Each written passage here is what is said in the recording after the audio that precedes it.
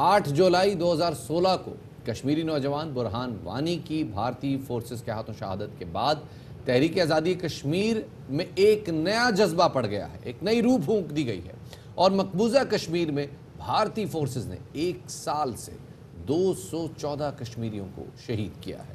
214 کشمیری شہید جبکہ 1390 زخمی بھی ہوئے۔ قابض بھارتی فورسز نے 84 خواتین کے ساتھ زیادتی بھی کی۔ اس حوالے سے ہم نے ایک رپورٹ تیار کی ہے، آپ کے ساتھ شیئر کرتے ہیں۔ اس حوالے سے مزید بات کریں گے اور ہمارے ساتھ موجود ہیں حریت رہنما یاسین ملک کی اہلیہ مشال ملک صاحبہ، ان کو شامل گفتگو کریں گے۔ مشال، بہت شکریہ آپ کا کہ آپ نے ہمیں وقت دیا۔ مشال، یہ کہے گا کہ مقبوضہ وادی میں گزشتہ سال 5 اگست کے یک طرفہ بھارتی اقدام کے بعد صورتحال ہم دیکھ رہے ہیں کہ دن بدن مسلسل بگڑتی چلی جا رہی ہے۔ آرٹیکل 370 اور 35A کے خاتمے کے جو منفی اور ہاربل جو امپیکٹ ہے یہ دنیا کے سامنے ہے کہ کشمیری عوام کتنا زیادہ اس کو سفر کر رہی ہے۔ آپ کو کیا لگ رہا ہے کہ جو صورتحال بگڑتی چلی جا رہی ہے اس کا کوئی خاتمہ بھی ہوگا، یہ کبھی سارٹ آؤٹ بھی ہوگی، ٹھیک بھی ہوگی؟ دیکھیں، یہ تو نسلیں قربان ہو جاتی ہیں حق خود ارادیت کی جو تحریکیں اور سٹرگلز ہوتی ہیں، مگر بدقسمتی سے جو اقدام ہندوستان نے پچھلے سال 5 اگست کو کیا ہے وہ بیسکلی ایک اور جنگ کا اعلان کر دیا ہے۔ پہلے ہی ان کی ہندوستان کی آرمی تھی، اب انہوں نے ہندوستان کی عوام کو کہہ دیا کہ جاؤ کشمیریوں کے گھروں پہ قبضہ کرو، ان کی زمینوں پہ قبضہ کرو، ان کی جائیدادیں چھین لو، ان کے سارے رائٹس چھین لو، ان کی آئیڈینٹی کے رائٹس سے لے کے ان کے economic rights, political rights, social right, religious rights, ہر طرح سے ایک نسل کشی کا پلان بنا دیا ہے۔ مگر کشمیری قوم ہمیشہ کی طرح اپنا مقابلہ کرتی ہے، نہتی قوم ہو کے بے بس نہیں ہے، کھڑے ہوتے ہیں حق اور سچ کے اوپر اور باطل کا مقابلہ کرتے ہیں۔ مگر کب تک؟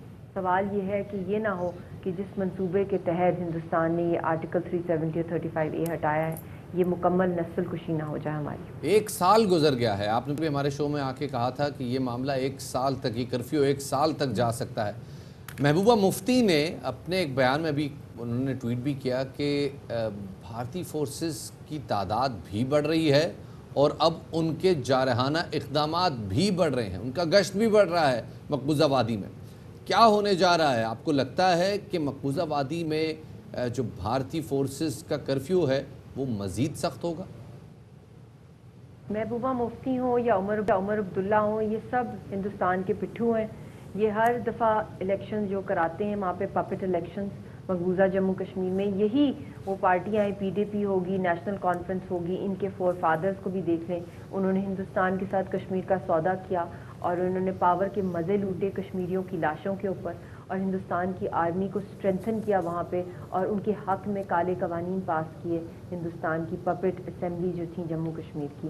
اس لیے ان کی یہ منافقانہ باتوں پہ نہیں آنا چاہیے، کیونکہ ان کو جتنا ہندوستان نے یوز کرنا تھا کر لیا ہے۔ اب بیسکلی ان کی یہی کوشش ہے کہ جو کشمیریوں کا جو اصل سینٹیمنٹ ہے، جو ان کا حق خود ارادیت ہے، اس کی زبان میں بات کریں تاکہ ان کی کوئی پاپولیرٹی بڑھے یا ان کی کچھ سنوائی ہو، مگر کشمیری قوم اتنی کوئی کچے کانوں والی نہیں ہے۔ شاید یہ کہ ہم نے پچھلے دنوں دیکھا کہ محبوبہ مفتی صاحبہ نے ایک ٹویٹ بھی کی تھی جس میں کہا تھا کہ وہ ریگریٹ کر رہی ہیں کہ جو ان کے فور فادرز نے ڈیسیجنز لیے تھے۔ اچھا، ہم آپ سے اپڈیٹ بھی لینا چاہیں گے، آپ کے شوہر بہادر حریت رہنما یاسین ملک صاحب کی خیریت کے حوالے سے ہم چاہیں گے کہ آپ ہمیں آگاہ کریں، لوگ جاننا چاہتے ہیں۔ یاسین صاحب کی کوئی اپڈیٹ نہیں ہے، کچھ پتہ نہیں ہے ان کے بارے میں، ان کی صحت کیسی ہے، ان کو کس حالت میں رکھا ہوا ہے۔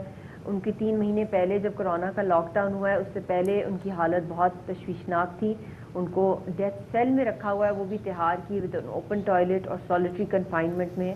کوئی بھی انسان ایسی صورتحال کے اندر اس کا زندہ رہنا ایک معجزہ ہی ہے، اور ہندوستان نے ہر ممکن کوشش کی ہے کہ ان کی ول کو بریک کرے تاکہ وہ گیو اپ کر دیں اس تحریک کو، یا ان کی زندگی خدا نخواستہ ہندوستان لے لے، مگر ہر دفعہ کوئی اللہ کا معجزہ ہوتا ہے اور یاسین صاحب کی زندگی بچ جاتی ہے۔ اور مجھے امید ہے کہ انشاءاللہ تعالیٰ ایک دن آئے گا کہ کشمیریوں کی اور جو ہمارے لیڈران اور خاص طور پہ یاسین صاحب کی جو جدوجہد ہے وہ رنگ لائے گی اور وہ اپنی آنکھوں سے خود انشاءاللہ دیکھیں گے۔ انشاءاللہ۔ بہت بہت شکریہ ملک صاحبہ ہمارے ساتھ موجود تھیں۔